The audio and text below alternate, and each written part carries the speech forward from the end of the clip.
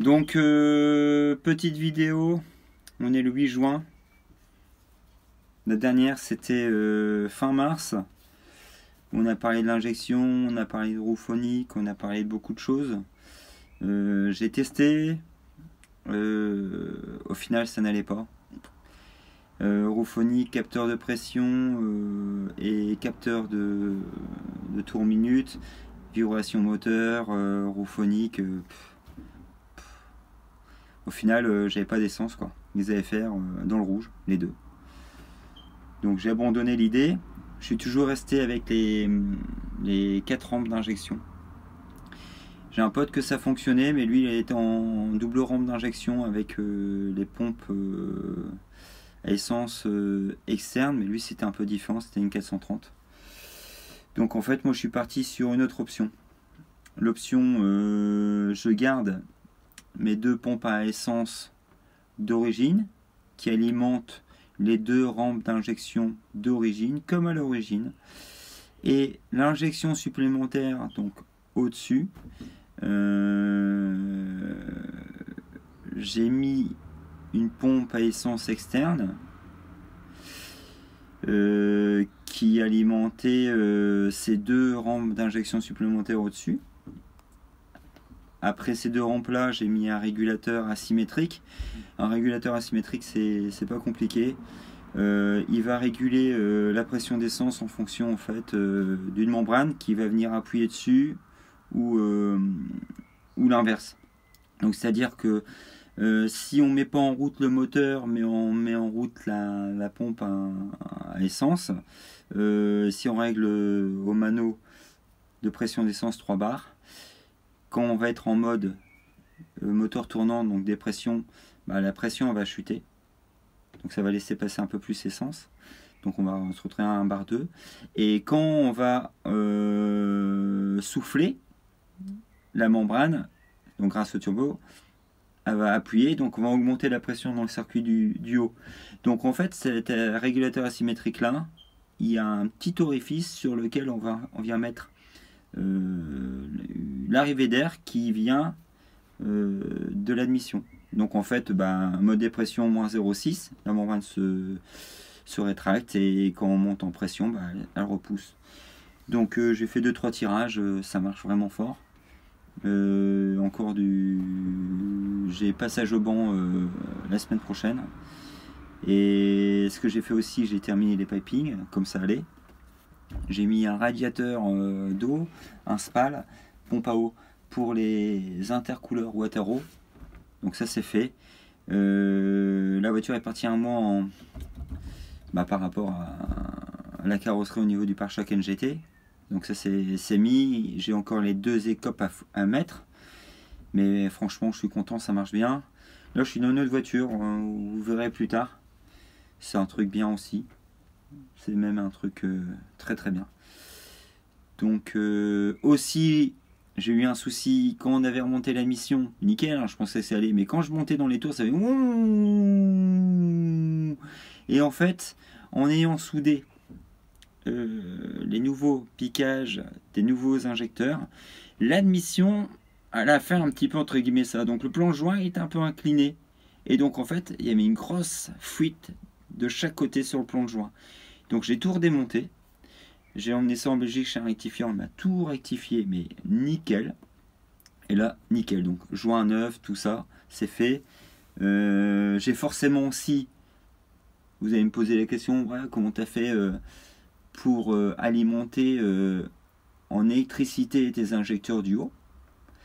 Mais en fait, j'ai fait limite des rallonges, quoi.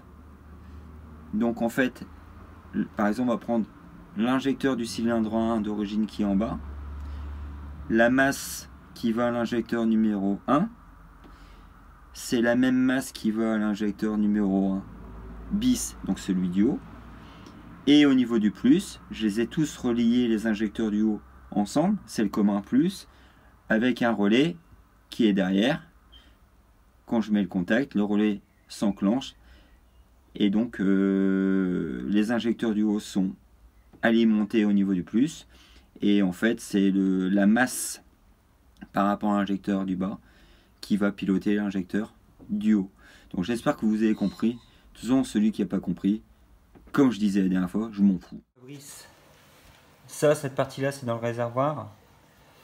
Passe cloison, ça va à la pompe. Ça sort de la pompe au filtre. On va aux deux rampes. Sortie rampe gauche, sortie rampe droite. On arrive ici. Montée, capteur de pression. Retour, régulateur, régulateur, retour, passe cloison et réservoir. Voilà. Après tu as cette petite membrane là qui sert de joint. Donc voilà. Après tu as ton ressort qui appuie dessus. Donc moi je vais faire 2-3 essais en soufflant, en serrant et soufflant dedans pour voir si ça joue dessus. Mais ça n'a pas l'air d'être... Bon allez les gars, ça y est. Ça y est. Donc là on en est là. On a tout essayé. On a tout bu. Il y a des lèvres, il y en a encore là-bas. Il y a tout ce qu'il faut. Ça vous l'avez pas vu. J'ai même la plaque au milieu. Hein. J'ai tout. Il faudra que je remonte les trucs carbone le dessous. Et ça y est. Ça y est, ça y est, ça y est. Putain, c'est un truc de malade. Un truc de malade. On a fait ça en entendant pour vérifier la pression d'essence. Donc ce qui se passe, c'est que je vais tout expliquer tout de suite. Qu'est-ce que c'est que ça? Pompe, l'arrivée, le retour, la pompe, le filtre, l'injection supplémentaire. Le faisceau, il est monté.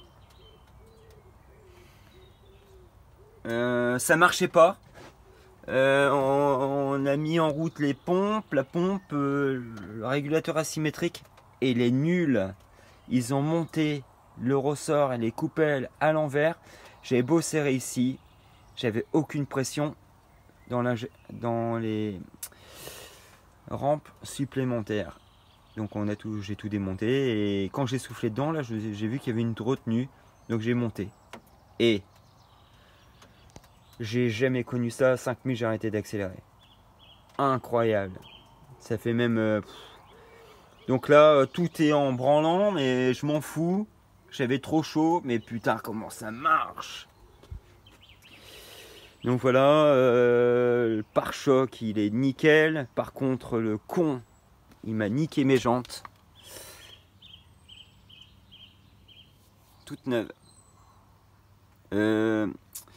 Stéphane, achète une 360, pas cher. Je te claque dessus une bonne prépa et tu vas pleurer. Je suis trop content. Putain, elle est magnifique. Tout comme je la voulais, quoi. Putain, magnifique la bagnole. Bon les gars, je vous fais une petite vidéo. Encore quelques bricoles, quelques finitions. Pour Fabrice, encore un peu de filasse. Donc je vous montre un peu à quoi ça ressemble. J'ai encore les écopes carbone à mettre. Mais déjà, allons voir.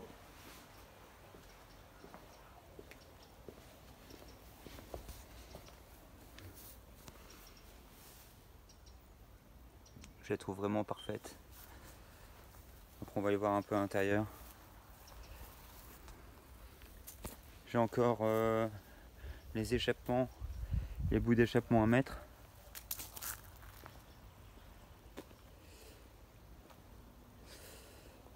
Énormément d'heures de boulot dessus. Les freins.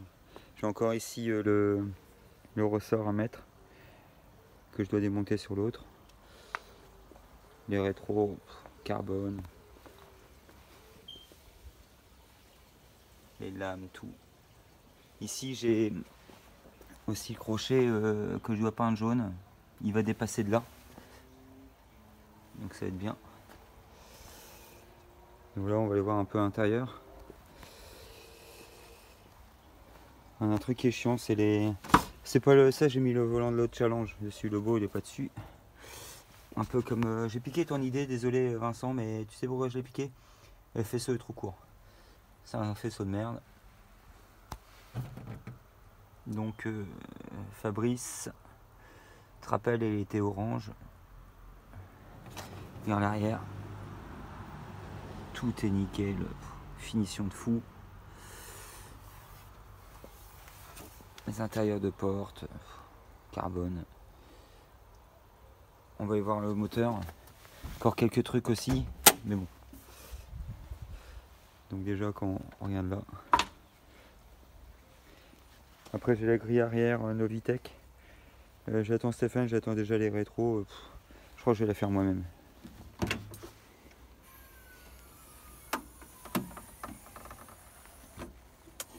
Bon, j'ai encore aussi, là j'ai mis 2 vis pour que ça s'enlève plus facilement. Là pareil.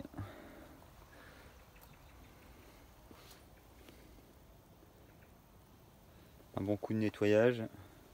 Ça c'est provisoire aussi. Hein. J'ai mis ça en entendant. Je me suis acheté les chaussettes.